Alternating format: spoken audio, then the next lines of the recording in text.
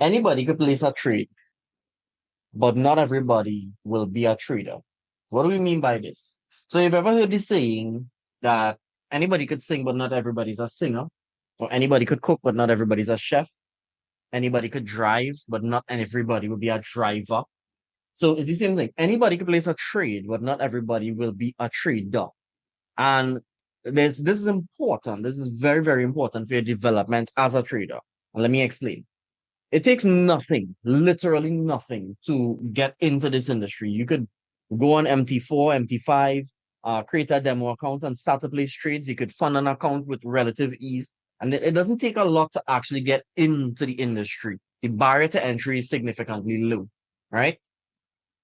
So anybody could take a trade, but not everybody will be a trader. So what does it mean to be a trader? What does it mean to think like a trader?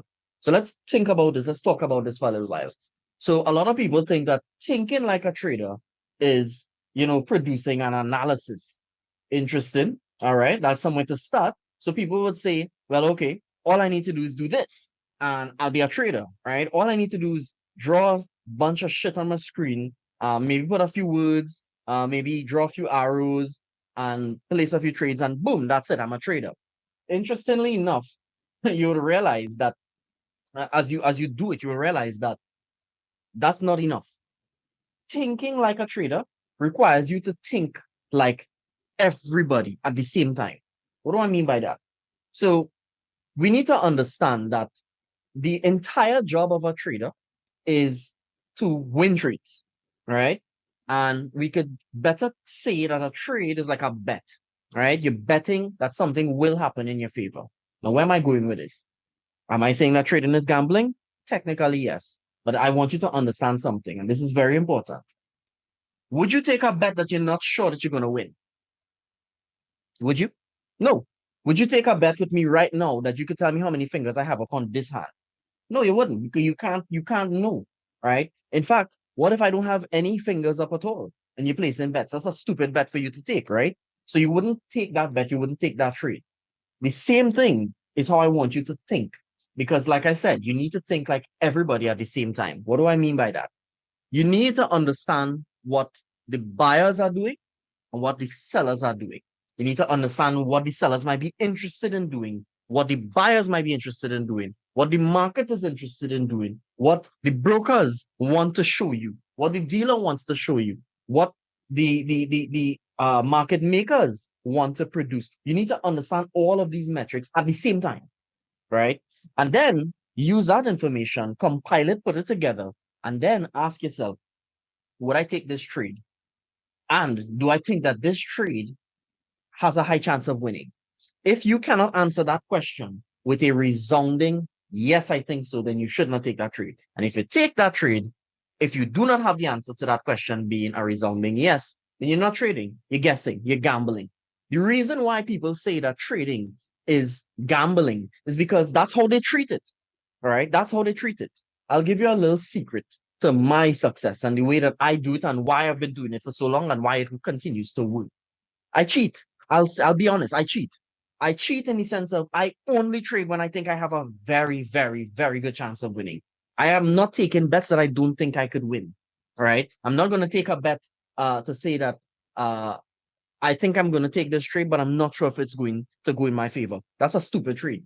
All right. That is a very stupid trade. And if somebody's telling you that, take the trade, it might work out. No, that is a very, very bad. That's a bad decision. Right. So when I say that I cheat, what I'm essentially doing is I'm rigging the game to play by my rules only when my rules are present. That's why when you look at my trading history, when you look at what I send in maybe the Brandon Explains channel or here on YouTube or on TradingView or wherever you see it, right? You'll see a lot of wins, multiple wins. You'll see some losses, but multiple wins. And most days, some days, obviously, I do have losing days, but most days you'll see me winning. And the reason for that is, again, I am only trading on the days that I think that I have a very, very good chance of winning. The important factor there is when I think I have a chance of winning. Now, there's no way for me to know for sure that I'll win. But again, it comes back down to thinking about all of the different characteristics, what the buyers are doing, what the sellers are doing, the broker, the market maker, the dealer, everybody. and putting that information together and saying, okay, based on all of that and based on what I'm seeing here, I think this is a good trade to take. And then and only then I take the trade.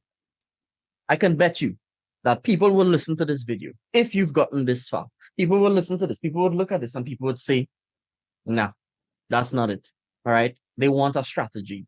And that's fine too. If you want a strategy, that's fine. But I'll tell you this, a strategy cannot exist in a vacuum.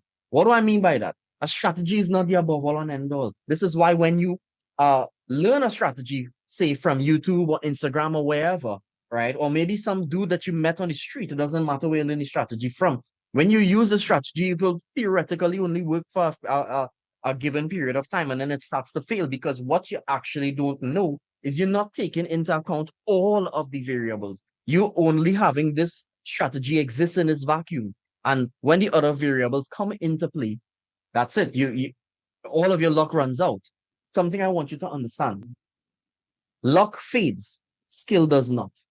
You have to become skillful at understanding all of the variables, putting all of those variables together so that you can build a picture and use that picture to then make an informed decision.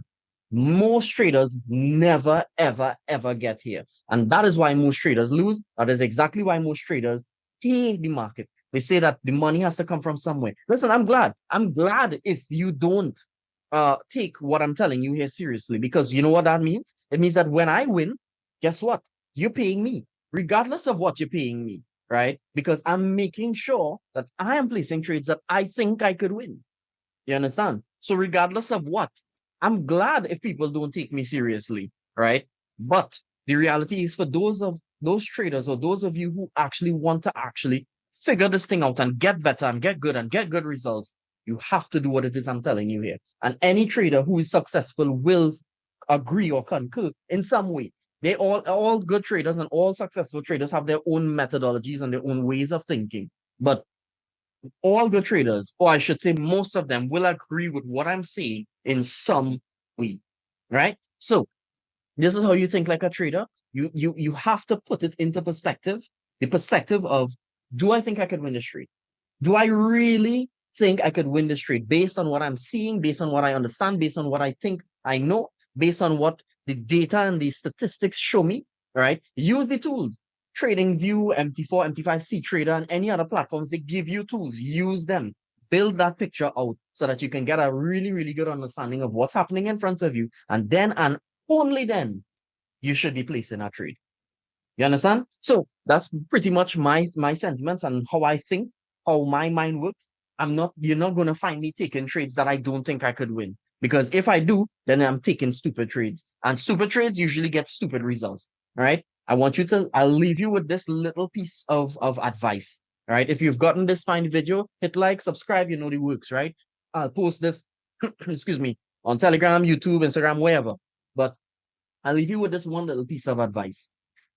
The reality is that most traders never, ever, ever amount to anything in this game. And the reason for that is they never try to understand what it is they've been doing wrong and make meaningful and necessary changes. If you're not making meaningful and necessary changes, then you're going to continue to lose. The only way that I've gotten to be where I am now and to do what it is I'm doing now in such rapid succession is because every time I lost, I tried to make iterations and changes and try to figure out what I could do better and differently. So think like a trader. Don't put it all on 21. You understand? Don't put all of your eggs in one basket and say, well, I just need to understand a strategy. Trust me, that will be the worst day of your life.